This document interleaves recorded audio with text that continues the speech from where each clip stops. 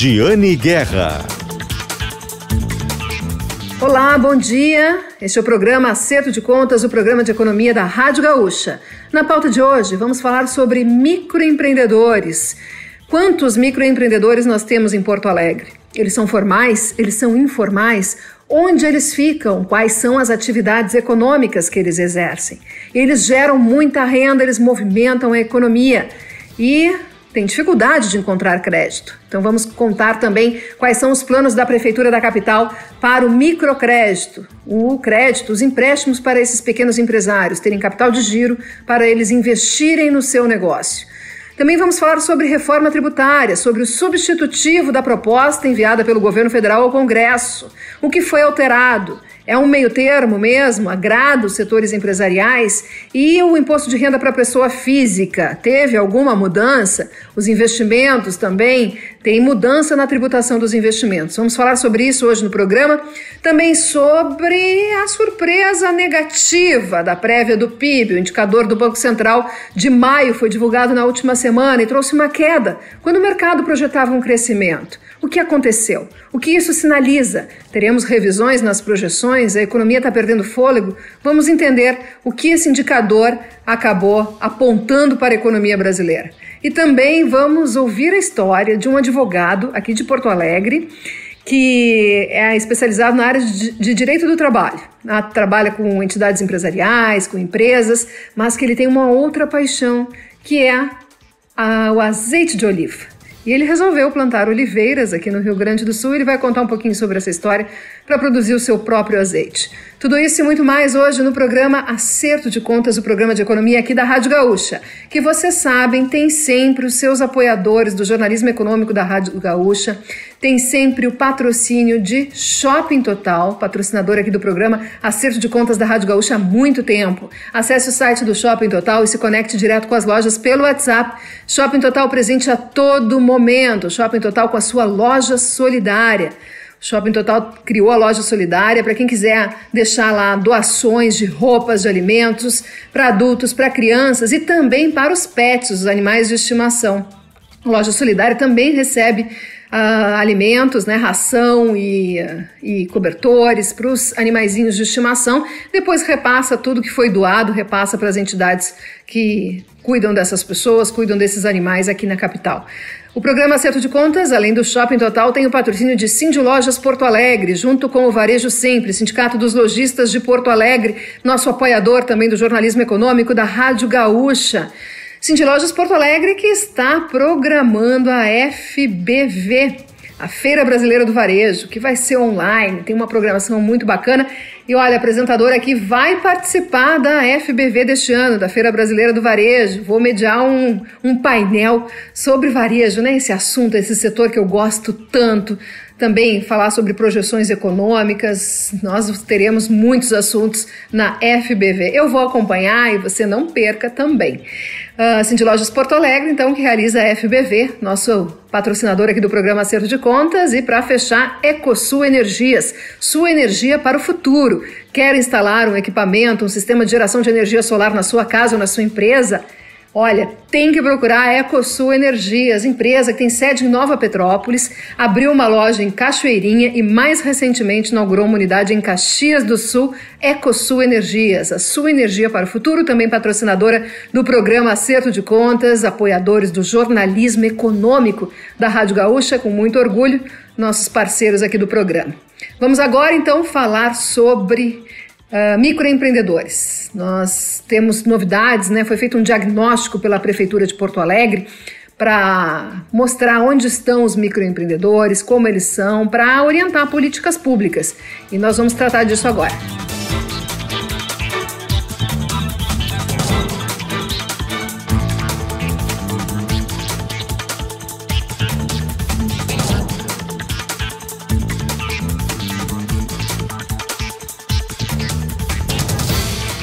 Olá pessoal, estamos aqui para falar sobre empreendedorismo, mais diretamente sobre microempreendedorismo. Foi feito um estudo bem interessante pela equipe de economistas da Prefeitura de Porto Alegre. Nós trouxemos aqui para falar sobre esse levantamento o diretor de microcrédito e empreendedorismo, economista, da Secretaria Municipal de Desenvolvimento Econômico e Turismo, de Porto Alegre, e também vice-presidente do Conselho Regional de Economia, o Corecon-RS. Tudo bem, diretor? Tudo bem, tudo ótimo. Prazer estar aqui com você. Prazer é nosso. Diretor, estava dando uma olhada na nota técnica que vocês fizeram, né, sobre esse levantamento. Achei interessante que vocês fizeram um cruzamento das pesquisas do IBGE com os dados da PNAD, né, com os dados da Junta Comercial. E com isso vocês conseguiram enxergar melhor esse cenário de microempreendedores que nós temos aqui na capital. E alguns dados que vocês retiraram desse levantamento, bom, mostra que nós temos quase 219 mil empreendedores, sendo que 179 mil, um pouco mais, são empreendedores por conta própria, né? Então, assim, quais são os outros empreendedores que não são os por conta própria? São os empregadores? Isso, são os empregadores, né? Sobre o estudo que nós fizemos, é importante documentar que nós utilizamos de duas bases, como você mencionou, né? A PNAD, que é a pesquisa, é uma das principais pesquisas amostrais que nós temos no país aí, que coleta informações econômicas, sociais, educacionais, tá? Ela tem a vantagem de ter uma boa abrangência e de ter muitas informações, mas ao preço de ser uma pesquisa amostral. Então, quando nós usamos os dados da PNAD, nós temos estimativas do universo, estimativas do mercado de trabalho, tá? Para ter um dado aí mais fidedigno ao universo, nós fomos também às informações da Junta Comercial, né? A Junta, ela tem um registro de todas as MEIs, de todas as MEs, tá? Só que aí nós temos nós não temos informações detalhadas sobre o negócio, nós temos algum posicionamento quantitativo, né, da presença do empreendedorismo na cidade. Então, até porque o IBGE, ele também mostra, mesmo que por amostragem, né, a informalidade. Isso, que nós não vemos no dado da Junta, né, e que é relevante, né, do diretor. É muito relevante, né, a economia até para as políticas públicas, né. Com certeza, a economia brasileira ela é altamente marcada, né, por um mercado de trabalho informal, né, e empreendedor. Né?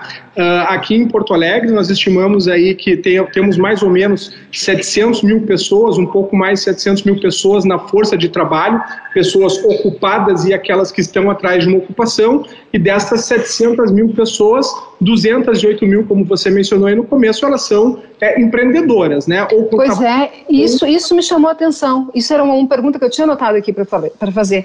São 740 mil pessoas na força de trabalho, trabalhando ou não, ou buscando, né? Ou buscando trabalho. E dessas, nós temos 220 mil, é uma parcela grande que é formada por empreendedores, né? Com certeza. Por mais que, eu imagino que a maior parte é empregado ainda, né? Mas ainda assim, uma parcela muito grande, esse universo realmente requer uma atenção especial. Requer, e assim, obviamente que, como eu falei, né, o mercado de trabalho brasileiro, ele é caracterizado pela informalidade e pelo empreendedorismo. E a pandemia, ao ter encerrado muitos postos formais de trabalho, né, as pessoas acabaram aí buscando as suas alternativas através da criatividade, através do ímpeto empreendedor, né, o que nós chamamos de o empreendedorismo por necessidade. Tá? Então são pessoas que, obviamente, às vezes podem ser muito talentosas no seu ofício, mas que precisam aí de uma atenção, de uma formação empreendedora, né, de um treinamento em lógica de mercado, todas as coisas que aí competem ao setor público oferecer na forma de políticas de desenvolvimento. Né? E quem sabe elas até continuem, né, por mais que o mercado de trabalho que ele venha a melhorar, e nós torcemos, né, para isso, que sejam criados postos de trabalho formais, enfim, né, também que essas pessoas que tenham experimentado o empreendedorismo, no caso delas terem sucesso, que elas continuem no empreendedorismo também é bom, né, formalizadas, né, de um passinho à frente, evoluindo dentro do processo, mas também é bom para a economia, né, diretor? Com certeza, isso é excelente, né? E perceba que faz parte de uma agenda completa, né, do governo, né? Nós tivemos aí a Lei da Liberdade Econômica, temos um decreto, a Lei da Liberdade Econômica, que coloca o Estado na posição correta, né, ajudando, facilitando, melhorando o ambiente de negócio da cidade. Então a gente espera que isso venha a potencializar ou aumentar as chances desses novos negócios aí prosperarem. Tá? E também concomitante, né, estamos desenvolvendo o programa de microcrédito em Porto Alegre, tentando fomentar o mercado de microcrédito em Porto Alegre. Isso tudo é muito importante para este pessoal. Nós temos uns dados anteriores, referentes ao final do ano passado, né, tendo um diagnóstico da exclusão do mercado de crédito na cidade. 2/3 dos domicílios, tá, que pediram crédito no sistema formal ano passado, domicílios cujo chefe eram um conta próprio empreendedor, tiveram crédito negado, né? Um terço, tá? E deste 1/3, 2/3 de famílias, digamos assim, de maior vulnerabilidade econômica, né? Então, nós temos um diagnóstico, nós estamos trabalhando em cima desse diagnóstico. Esse próprio estudo é isso, né? O que nós estamos fazendo aqui? Estudando o mercado, gerando um diagnóstico do problema e, em cima de dados, o desenho, né, de políticas econômicas, de políticas sociais bem focalizadas, bem implementadas, para que, de fato, o setor público possa aí ajudar no fomento dos negócios. Sim. E bom, e para fechar, diretor, antes de encerrarmos a nossa entrevista, vocês também fizeram um diagnóstico de onde estão esses empreendedores, né? Nos bairros e em quais tipos de negócio? E quais foram os destaques? Perfeito. Uns dados da junta comercial, como eu mencionei anteriormente, né, a junta ela permite que a gente tenha o universo do registro das MEIs e das MEs. E aí o que mais nos chama atenção, né, é que nós temos aqui entre os 25 bairros que têm mais MEIs, eles correspondem a 60%. Tá? Aí se destaca o Sarandico, Bemberta, Restinga, Lomba do Pinheiro, né? Concentrando aí uma parcela importante das MEIs. A atividade de serviços de beleza, cabeleireiro é uma das mais importantes, comércio, varejista, enfim. Né? Essa é o motor aí onde estão a maior parte dos nossos empreendedores. Tá certo, então muito obrigada, Felipe Garcia, que é diretor de Microcrédito e Empreendedorismo e economista da Secretaria Municipal de Desenvolvimento Econômico e Turismo e também vice-presidente do Conselho Regional de Economia do Rio Grande do Sul, Corecon. Diretor, muito obrigada pela entrevista, foi um prazer entrevistá-lo pela primeira vez e que não será a última. Ok, obrigado, Giane, a satisfação é toda nossa e pode contar conosco aqui. Estamos aqui hoje no programa Acerto de Contas, então conversando com prefeito em exercício, vice-prefeito, prefeito em exercício agora, Ricardo Gomes. Tudo bem, prefeito? Tudo bem, Gênio. Prazer falar contigo e com toda a tua audiência. Nós estamos aqui para falar um pouco hoje sobre microcrédito. Estava conversando antes com o economista da Secretaria, né, Municipal de Desenvolvimento, sobre um diagnóstico que eles fizeram a respeito dos microempreendedores aqui de Porto Alegre. É um número bastante grande, ainda mais que o cruzamento das informações mostra que temos muitos informais também. E esses diagnósticos são importantes para políticas públicas. E aí já me contaram, prefeito, que teremos novidades em relação ao programa da Prefeitura de microcrédito. E por isso, nossa conversa, que nós teremos de novo de avanço nessa proposta de vocês. É isso. Primeiro, Jane, a gente tem uma intenção aqui na Prefeitura, na Secretaria de Desenvolvimento Econômico, de qualificar a forma como a gente enxerga a economia da cidade. Por isso, temos uma equipe de economistas muito qualificado, doutorado, professores universitários. O Felipe Garcia, com quem tu conversaste, quem comanda esse time, e a nossa intenção é ir provendo, com o passar do tempo, mais informações sobre o ambiente econômico que permitam não só que a gente faça melhores políticas públicas, mas também que os investidores privados e que os agentes econômicos tenham mais informação sobre o ambiente econômico em Porto Alegre, para poder tomar melhores decisões de investimento e de alocação de recursos. Com isso, a gente espera prover informações para o mercado para que as empresas e os empreendedores possam conhecer melhor a cidade e daqui a pouco tomar até uma decisão de em que parte da cidade vai estar, se faz sentido investir no setor A ou no setor B. Então, em razão disso, a gente vem fazendo notas técnicas da Secretaria, apresentando dados. Uma delas foi sobre o impacto da Covid, sobre a renda dos trabalhadores, especialmente do setor informal. E essa nota técnica é uma nota técnica, a gente está publicando agora, que mostra onde está o empreendedorismo, o microempreendedorismo em Porto Alegre. Então a gente traçou um mapa mostrando onde estão as MEIs, né, os microempreendedores individuais da cidade, e também olhando onde estão os trabalhadores chamados por conta própria informais, né, os autônomos, as pessoas que bem ou mal saem de casa todo dia para conquistar o pão de cada dia diretamente, né, não trabalham numa empresa. Para uma renda que depois movimenta a economia também, então elas precisam também receber uma atenção bastante forte, né? E que fazem parte da realidade de qualquer cidade brasileira, né? O Brasil já teve quase 60% da sua população economicamente ativa atuando na informalidade. E a gente só consegue aqui no Rio Grande do Sul ainda temos uma das menores informalidades do país ainda, né? Tem lugares que a situação é muito mais precária. Muito pior, muito pior. E também, Jane, com a lei da liberdade econômica, né, a gente acaba trazendo, que é a desnecessidade de alvará, de licença, a gente acaba trazendo para a formalidade muitas pessoas que eram irregulares, né? Então acaba essa fronteira, ela está se desfazendo, porque a maneira de trabalhar está mudando, né? Então a gente tem que olhar toda a economia para tomar decisão, e uma dessas decisões que a gente faz com esse mapa é por onde começar o nosso projeto de microcrédito, né, que tu estava mencionando. E por onde começaremos? A gente tem, assim, primeiro, né, a gente tem um projeto estabelecendo um microcrédito com o chamado Juro Zero, que está na Câmara de Vereadores. E como é que funciona o Juro Zero?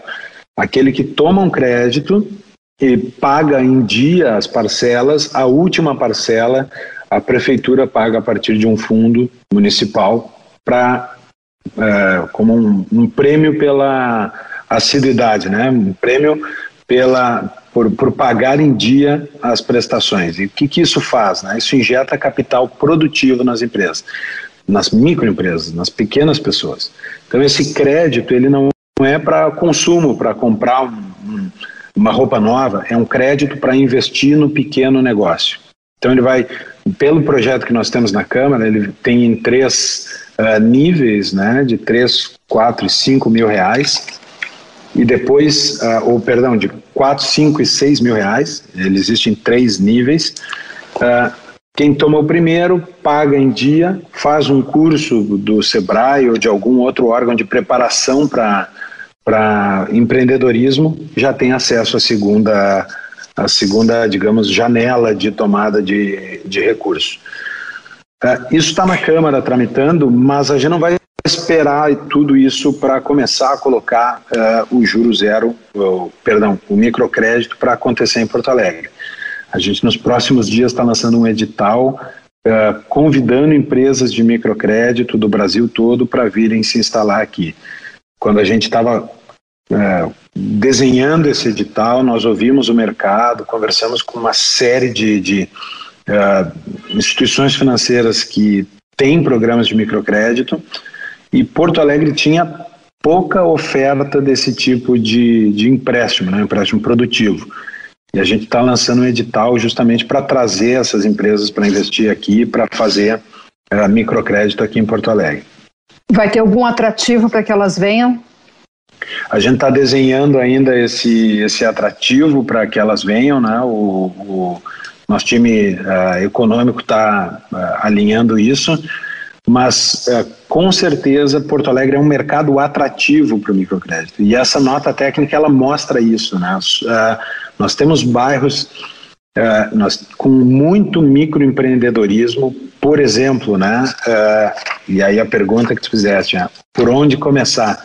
A nossa ideia, é claro que isso depende de quem vai dar o crédito, né? Mas é justamente centrar força naqueles bairros da cidade que tem mais concentração dessas microempresas. E são Sarandi, Centro Histórico, Rubem Berta, Restinga, Lomba do Pinheiro, os 5 primeiros. Isso mostra que tem um microempreendedorismo forte nas regiões mais populares da cidade. Bom, e antes de encerrar, prefeito, como é que o senhor está vendo a retomada da economia de Porto Alegre? Sabe que eu fiquei preocupada, sabe com qual setor nos últimos meses? Com a construção. Sei que vocês estão com um trabalho forte, têm conversado bastante com o secretário Germano Brem, né, os projetos prioritários, que eles comecem a sair do papel, mas tem coisas que a prefeitura não controla, que são, por exemplo, custos de produção, insumos, e a construção está enfrentando esse super desafio. E fiquei preocupada com o fechamento de vagas desse setor, né? Porque é um setor super empregador e tanto por isso que vocês têm apostado nele, né? E daí eu fiquei um pouco preocupada. Como é que você está vendo essa retomada? O comércio e serviços, né, estão reagindo bem, melhor até do que esperado. Mas a construção não precisava dar essa travada agora, né? A construção, especialmente porque ela funciona muitas vezes como porta de entrada para o mercado de trabalho, né? O primeiro emprego é um emprego para, muitas vezes, uma população de escolaridade mais baixa que tem acesso à economia através da construção. A gente está acompanhando também a subida dos insumos. Tu mencionasse bem a alta do aço, por exemplo, deu uma arrefecida, né? Mas a gente tem que lembrar que durante a pandemia, enquanto serviços e comércio diminuíram bruscamente, a construção civil conseguiu se manter e talvez esteja passando por um certo ajuste agora, né? Tomara que seja algo de curto prazo e que volte a abrir vagas, mas em paralelo a isso, a nossa aposta é também na retomada do setor de serviços a pleno. A gente fez o programa Creative para atrair empresas inovadoras para Porto Alegre. É um programa, vai lembrar, que baixa o ISS de 5% para 2% para empresas inovadoras certificadas pela Prefeitura, e já temos 2 empresas que estão trazendo operações para Porto Alegre em razão desse programa. Então, que são a Juntos Somos Mais, que é uma empresa que faz... A joint venture da Tigre, Votorantim e Gerdau, né? Exatamente. Está vindo para Porto Alegre, e também o grupo Mais A, que é um grupo de educação, tecnologia para educação, que está se instalando, né, ampliando no 4º distrito. São, acho que 600 vagas de trabalho lá para tecnologia no 4º distrito, um faturamento importante para a cidade também, da empresa. Então é um programa que está funcionando. A gente acredita que o setor de serviço vai retomar, que o comércio vai retomar. Também acabei de assinar um decreto aqui, claro que consensado com o prefeito Mello, com toda a equipe da Secretaria da Covid, da Saúde e do Desenvolvimento Econômico. A gente está dando mais um passo na reabertura de alguns setores, né? Por exemplo, tirando o limite máximo de 60% para restaurantes, que era algo que ainda machucava muito o setor da alimentação. Nós fizemos uma proposta para o governo do estado, que está em análise, para reabrir o setor de eventos também gradualmente, com cuidado, né, com todos os protocolos, mas é um setor que está 1 ano e meio sem faturar, né, uma situação muito difícil. Então, Jânio, eu te diria assim, embora isso não vá acontecer de forma horizontal para todos os setores, talvez a construção caia um pouco, volte, o varejo recupere alguma coisa, especialmente pequeno varejo, né, que foi muito prejudicado na pandemia. Os serviços voltando, nós estamos com uma expectativa positiva aqui, olhando também os números Brasil, que para o ano que vem ao menos sugere um crescimento importante. A gente está otimista, tem sentido um otimismo na cidade também. Que bom. Bom, vamos falar mais vezes, né, prefeito? Né? Tenho o privilégio de ter um vice-prefeito que é da minha editoria, né, de economia, então vamos falar mais vezes. Estou sempre às ordens aqui, é um prazer falar contigo, e quando precisar, vamos trocando ideia. Tem bastante novidade interessante chegando aí. Nós acabamos de aprovar na Câmara o Refis também, que é uma oportunidade de parcelar os impostos atrasados para quem sofreu com a pandemia aqui. Então, teremos mais boas novidades no campo da economia logo em seguida. Combinado. Vamos conversando então. Muito obrigada. Vice-prefeito, prefeito em exercício agora, Ricardo Gomes. Obrigado, Gênio. Um abraço a todos. Bom, quem quiser recuperar as entrevistas com o diretor Felipe e com o prefeito em exercício, Ricardo Gomes, é só acessar gzh.com.br/Jeane Guerra, as entrevistas sobre microcrédito, microempreendedores aqui na capital gaúcha. Agora nós vamos para o intervalo, mas antes, Registro dos nossos patrocinadores do programa Acerto de Contas: Cindy Lojas, Porto Alegre, junto com o Varejo Sempre, Shopping Total, presente a todo momento, e EcoSul Energias, a sua energia para o futuro.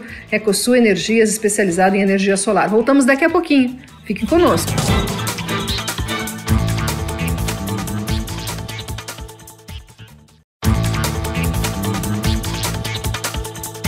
Bom, voltamos agora com o programa Acerto de Contas, programa de economia da Rádio Gaúcha. Sempre com patrocínio de Shopping Total, presente a todo momento, Cindy Lojas Porto Alegre, junto com o Varejo Sempre, o Sindicato dos Lojistas da Capital e EcoSul Energias, sua energia para o futuro. EcoSul Energias, que instala equipamentos, sistemas de energia solar. E agora vamos falar sobre reforma tributária, né? Esse assunto aí que deu muita polêmica, ainda vai dar mais polêmica. Quando o governo federal enviou para o Congresso a proposta da reforma tributária, a segunda fase, né, ela está sendo enviada fatiada, teve alteração tanto para a pessoa física quanto para a empresa, também nos investimentos, e gerou um descontentamento muito grande, principalmente pelas empresas, né, por parte das empresas. E também, pessoa física também, em especial ali uma faixa da classe média que vai ser afetada pelo desconto simplificado limitado para quem tem renda de R$40 mil ao ano. Mas algumas alterações foram feitas já pelo relator do projeto e o substitutivo dele deixou as entidades empresariais, né, se sentir um pouco atendidas nos seus pleitos, mas ainda tem uma tributação forte aí que vai ter um impacto e que vai gerar ainda contestação. Bom, mas nós ouvimos na época, no final de semana, depois de o ministro da Economia, Paulo Guedes, ter entregue no Congresso a proposta da reforma, nós ouvimos o presidente do Sindicato das Empresas de Serviços Contábeis do Rio Grande do Sul, Célio Lewandowski, que antecipou a polêmica que estava por vir sobre as mudanças, principalmente para as empresas, né? E alertou ali que não era só coisa boa que estava proposta para as pessoas físicas. E agora, né, eu pedi para ele uma avaliação sobre o substitutivo, para acompanharmos na visão do presidente qual é o avanço que está acontecendo em relação ao projeto da reforma tributária.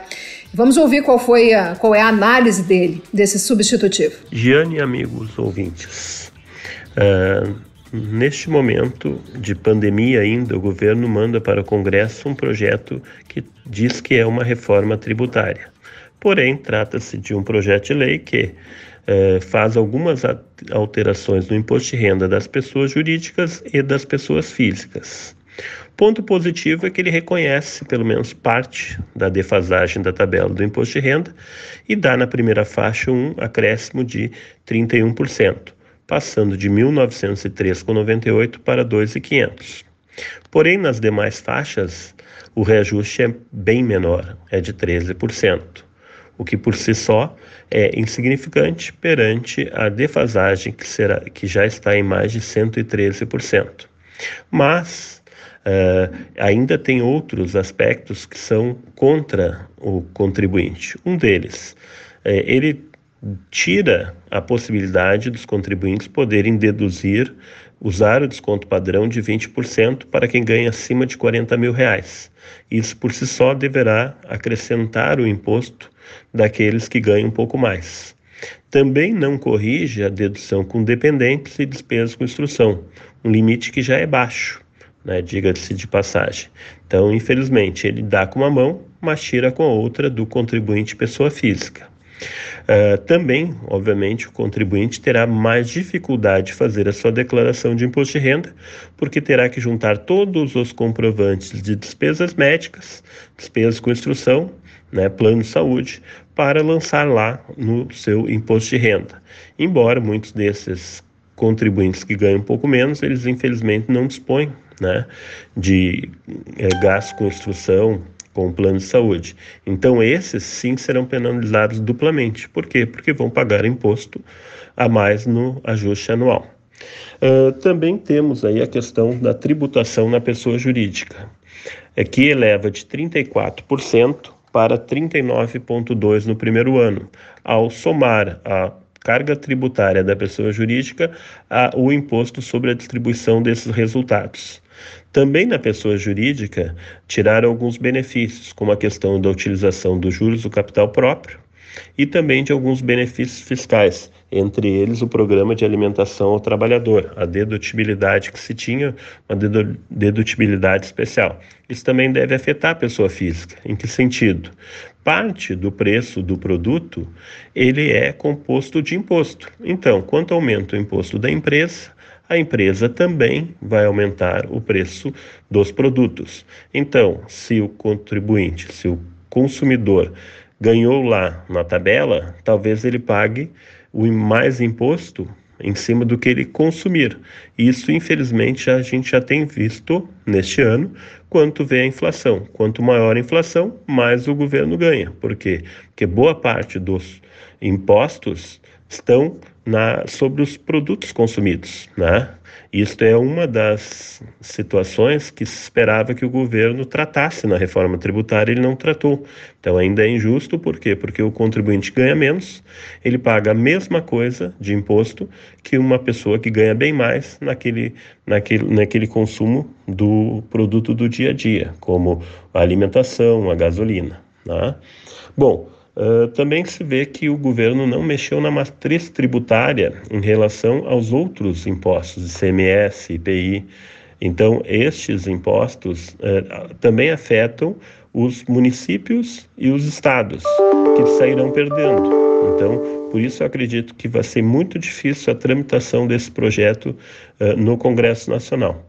E esperava, com certeza, que o governo tivesse um pouco mais de sensibilidade neste momento e não interferisse tanto no mercado que produz, né? Porque o que ficou claro é que ele beneficia quem aplica na Bolsa de Valores Day Trade, que diminui o imposto de 20% para 15%, e também naqueles investimentos no mercado financeiro de curto prazo, que diminuiu de 22,5% para 15%. Então, isto com certeza fará com que muitas pessoas físicas que hoje aplicam seu dinheiro em investimento de risco, que são as empresas, poderão migrar para o mercado financeiro. E quando tu tem um volume menor de pessoas produzindo, temos a escassez dos produtos. E na escassez dos produtos, nós temos a inflação. E quem sofre mais com isso? Quem ganha menos. Então, perdemos aí uma oportunidade de poder melhorar um pouco a nossa questão de tributação, a nossa matriz tributária. Espero que os congressistas sejam sensíveis e façam uma revisão disto, e talvez até com um pouco mais de discussão, incluir o ano que vem aí os estados e municípios para que todos possam, no mesmo momento, fazer uma reforma justa, equânime para todos. Muito obrigado. Bom, esse foi o presidente Célio Lewandowski falando sobre o substitutivo da reforma tributária, né, que foi encaminhado na última semana. Mas o assunto vai continuar. Nós vamos continuar abordando também aqui no programa Acerto de Contas. E agora nós vamos continuar falando sobre economia, sobre a prévia do PIB, o Índice da Atividade Econômica do Banco Central, que foi divulgado na última semana. O mercado estava projetando um crescimento, o varejo cresceu, serviços também, a indústria aumentou a produção no país, mas veio negativo. Em maio sobre abril, com uma queda de 0,43%. Foi uma surpresa negativa e deve pesar fazendo umas revisões, provocando umas revisões nas projeções do crescimento do PIB no segundo trimestre do ano. Mas eu pedi uma análise também do economista da Quantitas Asset, João Fernandes, sobre esse indicador. Vamos ouvir? O IBCBR de maio, que é uma proxy mensal para o PIB que o Banco Central calcula para trazer essa informação mais rápido para o mercado e não ter que esperar o final do trimestre, que é quando sai o dado oficial do IBGE, trouxe uma surpresa para baixo. Ele caiu 0,4% em relação a abril, o mercado estava esperando uma alta de 1,1%, e em termos ano contra ano, a gente está falando de um crescimento de 14% contra maio de 2020. A expectativa é que ele estaria subindo 15,7%, e vale frisar que essa alta grande tem relação com o fato de maio de 2020 ter sido o buraco ali da crise, então a base de comparação está muito baixa, e como os últimos meses foram de recuperação, a gente está vendo esse descolamento grande em termos de nível, que se traduz nesse ritmo de crescimento alto anual. Mas a atenção mesmo é mais nessa leitura mensal, porque é ela que está dizendo qual é o ritmo corrente da atividade. Fazendo um breve retrospecto, depois de vários meses de recuperação, março trouxe uma nova queda forte, disseminada do crescimento no país, porque foi o mês onde a gente teve uma nova rodada de medidas de restrição de mobilidade por conta do aumento do número de novos casos da pandemia. Mas a partir de abril essas medidas começaram a ser retiradas e tanto abril quanto maio foram 2 meses de crescimento muito forte. O IBCBR é meio que o número que agrega todas essas informações, né? O Banco Central coloca todas elas num indicador, traz algumas outras que não são divulgadas publicamente, que ele mesmo estima e calcula, e por isso é um indicador importante para dar esse fecho, né, do desempenho de vários indicadores que a gente vai vendo ao longo do mês. E essa decepção tem uma relevância porque dados de indústria, comércio de bens, consumo de serviços, estavam trazendo uma perspectiva de um crescimento bem forte em maio, mais forte do que foi observado. Eu acho até que esses setores vieram realmente com uma dinâmica boa, mas o IBCBR mostrou que alguns outros segmentos da economia que não estavam tão bem mapeados, porque a gente não tem indicadores disponíveis ainda, vieram com uma decepção. Um candidato grande a isso é a agropecuária, que teve um crescimento muito forte no primeiro trimestre e agora deve estar devolvendo parte desse dinamismo grande. Isso, claro, traz um olhar atento, né, para esse comportamento na margem do crescimento, porque os serviços ainda estão rodando num nível muito baixo de consumo quando a gente olha em relação ao período pré-pandemia, e também é o que estava rodando ali em fevereiro, antes daquele fechamento de março. A quantidade de estabelecimentos que estão funcionando com 100% da operação, a quantidade de pessoas que está circulando normalmente, consumindo o serviço normalmente, ainda está aquém dos valores observados ali em 2019. Agora, nesse resultado de maio, a gente viu essa recuperação forte, mas com um ritmo ainda não tão robusto quanto os indicadores preliminares sugeriam. Para frente, eu acredito que a gente vai continuar vendo uma recuperação, e inclusive eu acho que ela vai ganhar tração no segundo semestre, conforme a reabertura fica mais forte, conforme as medidas de restrição são retiradas com mais ímpeto.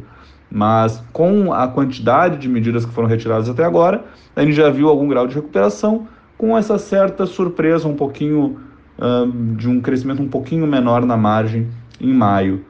Para junho, que a gente ainda não tem esses dados maiores divulgados, mas a gente já tem indicadores coincidentes que dão um cheiro de como é que a atividade está se comportando, a gente também está vendo uma derivada positiva, ou seja, um comportamento melhor do crescimento, mas ele parece que está com uma tração, um ritmo de alta menor do que a gente observou em maio. É claro que algum grau de moderação é esperado depois de um movimento forte, como a gente viu em abril e maio, de alta do consumo de bens e serviços.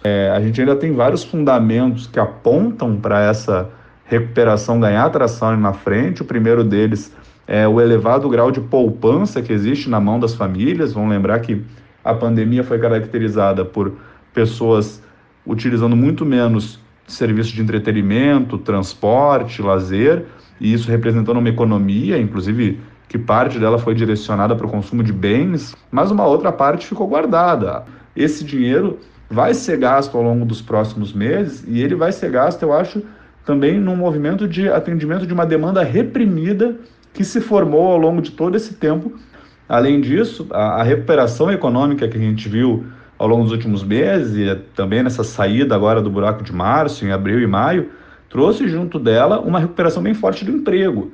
O emprego formal, com carteira, está tendo um crescimento bem grande, em termos de nível, já está próximo do patamar anterior à pandemia, é mais o emprego informal que realmente está mais baixo, isso porque, claro, ele é um emprego muito relacionado com o setor de serviços, e dado que o setor de serviços está ainda rodando com um nível de consumo baixo em relação ao pré-pandemia, o emprego informal também ainda não conseguiu se recuperar, mas acho que vai se recuperar conforme os serviços voltam a ser consumidos com mais força, mas o emprego formal já está mais avançado.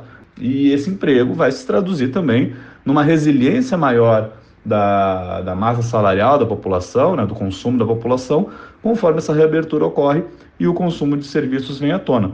Então, eu espero um segundo semestre forte em termos de atividade econômica.